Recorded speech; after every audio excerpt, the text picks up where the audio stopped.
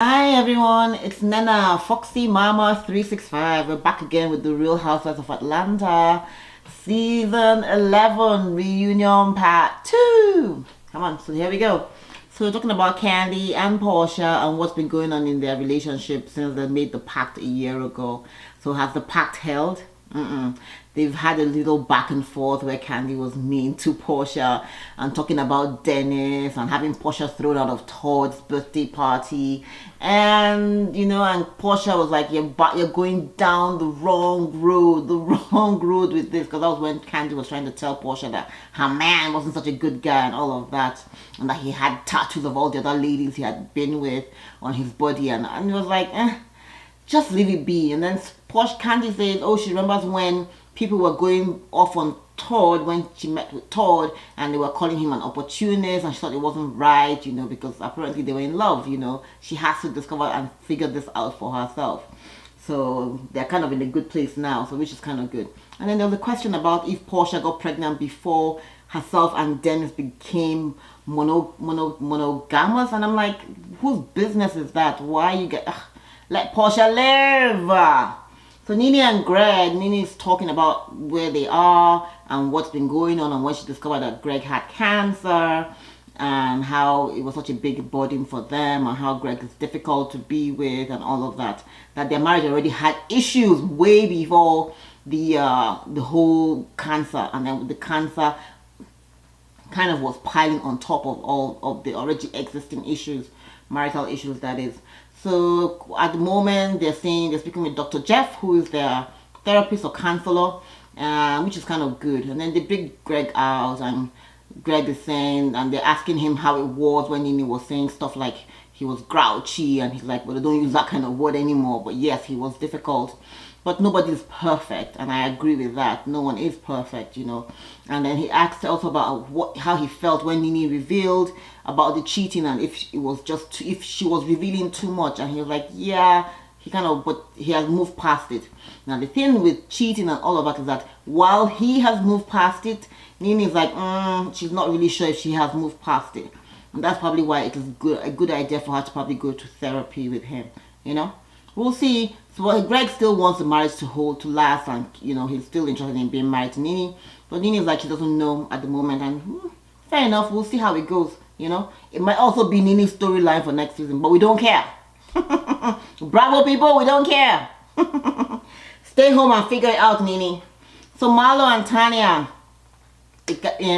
I kind of like what Tanya is wearing, but I know I've seen her look better. Marlo, I don't really know what Marlo is wearing, but anyway, Marlo is there. So we talk about when Nene was insulting Tanya's budget and saying her closet, talking about her budget and her budget being low since she was shopping at Nene's boutique. And I remember Nene just sometimes takes some digs that are just so unnecessary.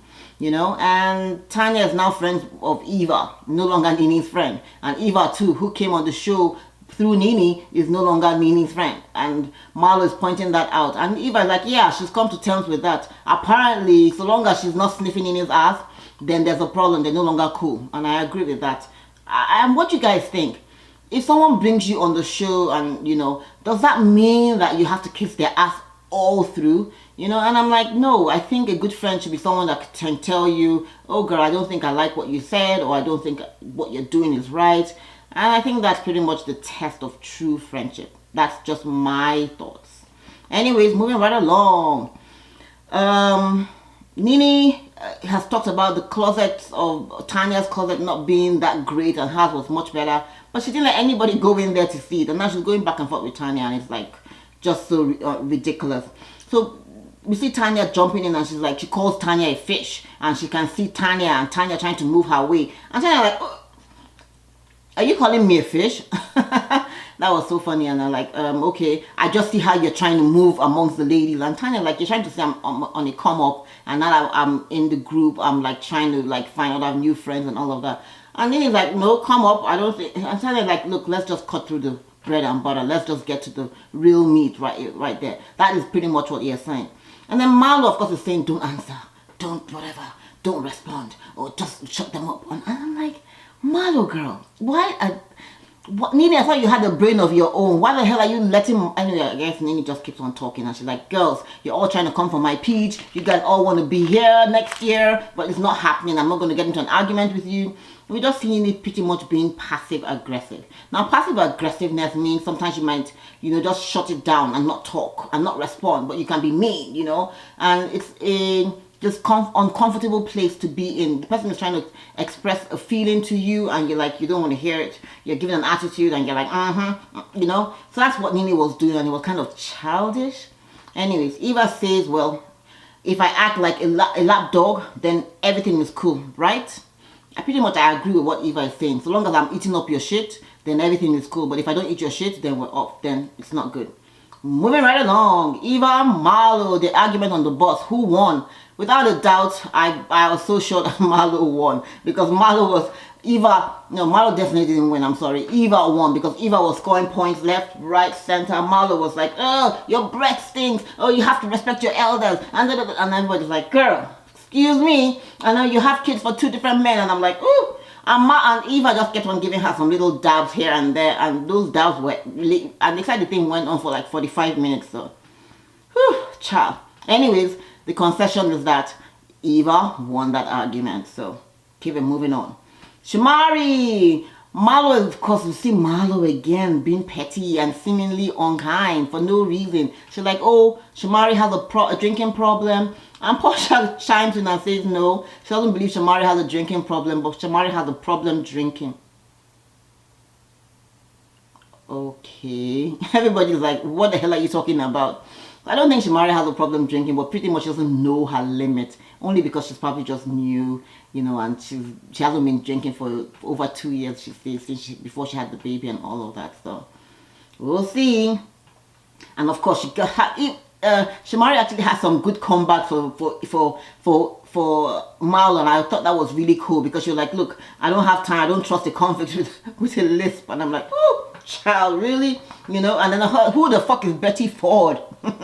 Anyways, that's what I just think. It costs more. They go into Shoegate where Shamari threw up on Eva's shoes, and Shamari like, look, I took the shoes to go clean up. And I'm like, Eva, you really sent those shoes to her for her to clean up for you? Really?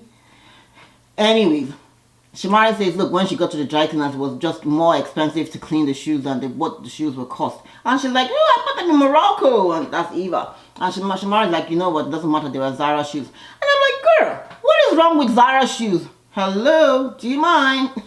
Leave our Zara shoes alone, thank you.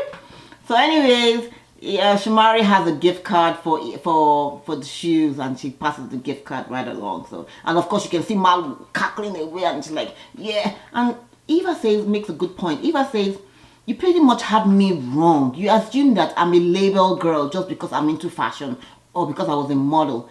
And I think, and I understand, just because someone models fashions doesn't necessarily mean the person can afford those fashions. It means that the person has a good sense of style over the years and can combine stuff. It doesn't mean you have to be able to afford all those expensive stuff. Shamari goes on and says, she probably would have been able to buy Marlo with a Gucci bag or a Chanel bag, and she's like, ooh, hello. Moving on, they're talking about Shamari also and Ronnie and the fact that they had an open relationship. And Shamari's like, yeah, it is what it is.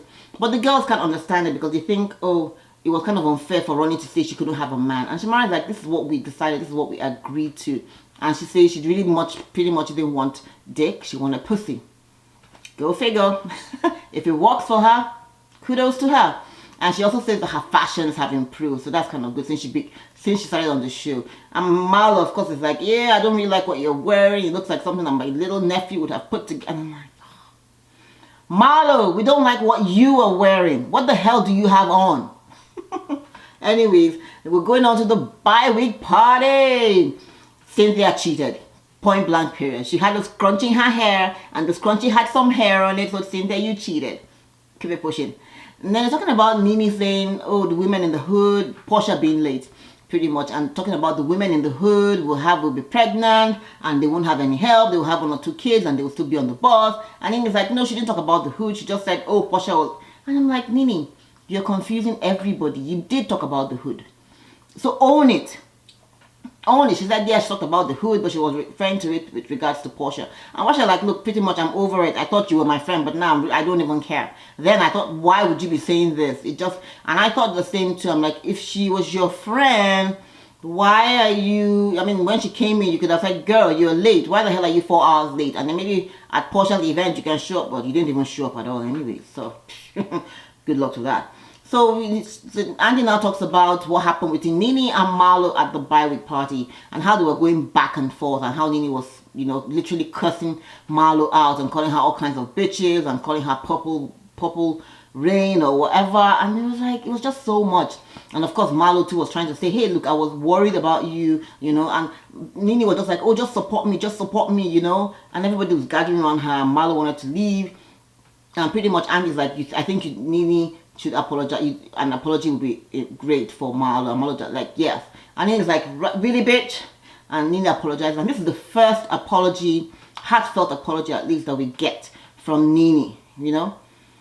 Anyway, she apologizes and that we move on from that. And of course, we see Tanya trying to chime in and say, oh, look, Nene, we are supportive of you. And Nene's like, I just can't. Cynthia also tries to chime in and is trying to say, hey, Nene, the problem is, and Cynthia made a great point. Cynthia said, Nene, you do yourself a great disservice when you don't, you know, allow your friends support you. You know, you kind of internalize your pain. And I understand what Cynthia is saying.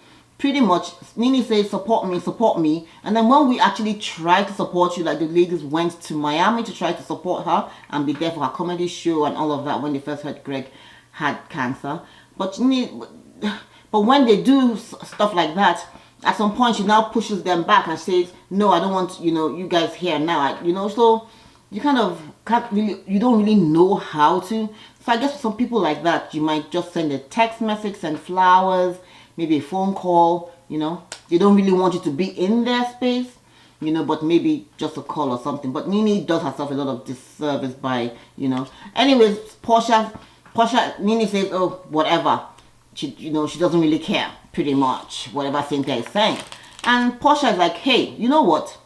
This is really upsetting. I'm not going to let this go. I cannot just let this go. You know, my husband, my fiance and I, even my mom, we were praying for you and we did a lot of stuff. But now you're coming out and telling us literally fuck off or fuck you, giving us the finger pretty much by saying you don't care, you know. And it's very hurtful. And I totally get where Porsha is coming from. Nene, it is hurtful to them because it's like you just came here with a bad attitude, like you were going to be like, fuck everybody, you don't really, and it's like, where really are you going with this, you know? So I'm happy that Porsha was able to get that out, you know. So Marlo is trying to chime in for Nene and saying it's not just that, she's going through a lot. And I'm like, Marlo, shut the fuck up, because Nene can speak for herself. Let Nene speak. So Nene, they're asking Nene to respond, and Nene's like, no response. And Andy's like, well, I would believe that you would, if your friend is no, this is not my friend. I mean, and Porsha like, look, you know what, I'm over it. Now I know I'm not your friend. And Andy's like, but you should at least have a rest. Nene, what is going on? And Marlo is trying to say, oh, and we're like, Marlo, we don't really care. So at this point, Marlo is not trying to say that, well, Nene, indeed, you have to try and open up. You know, you can't just keep everything to yourself, because then people don't really know what you're going through and how to help or how to even be there and support you, pretty much. And of course, she now goes on and trying to say that, well, some of the ladies on the other side might actually be genuine friends and they might be coming from a good place, like Porsha and maybe Cynthia, but she's gone. And Cynthia like, hold on, bitch, you and who? No, not me and you, not today. You know, I've been friends with Nene, I've been a good, and I totally agree. Cynthia has been there for Nene all this while. You know, I think that like I've been there for Nene all through this whole thing, and even when you, Marlo and Nene were not friends, I was there. So what are you talking about? And Andy's like, you know what, I'm over it. Moving on, Andy wants to talk about the closet gate and pretty much how did Porsha's belt fall off. Whew, child. Now, as Porsha is about to answer, before she even speaks or as she's speaking, Nene jumps right in and is like, you know what, I don't even want to know about this. Don't ask me about this. I had a breakdown moment. What do you want me to say? What do you want me to apologize for my breakdown moment? You know, don't stop. Quit pushing me. Don't ask me. And Andy's like in shock. Now, if you were Andy, what would you do? Would you keep Nene on the show, knowing that, yeah, she's your cash cow? Or would you let her go? I don't know. Anyway, Nene is this monster that Andy has created. While indeed she is the cash cow, I think she just needs to take a break because this is a seriously big monster. But it's been alleged that Nene has gotten a peach because I think usually not too long after they get their letters to know, kind of know if they're coming back next season. So it's alleged that Nene has gotten her peach for next season, but I don't know. I don't really know if I want to see Nene back next season. What do you guys think? Well, anyway, we'll be watching next week for the final episode of the reunion. Thanks for watching. Be sure to subscribe, be sure to share, be sure to like and comment down below. Thanks for watching, guys. Bye.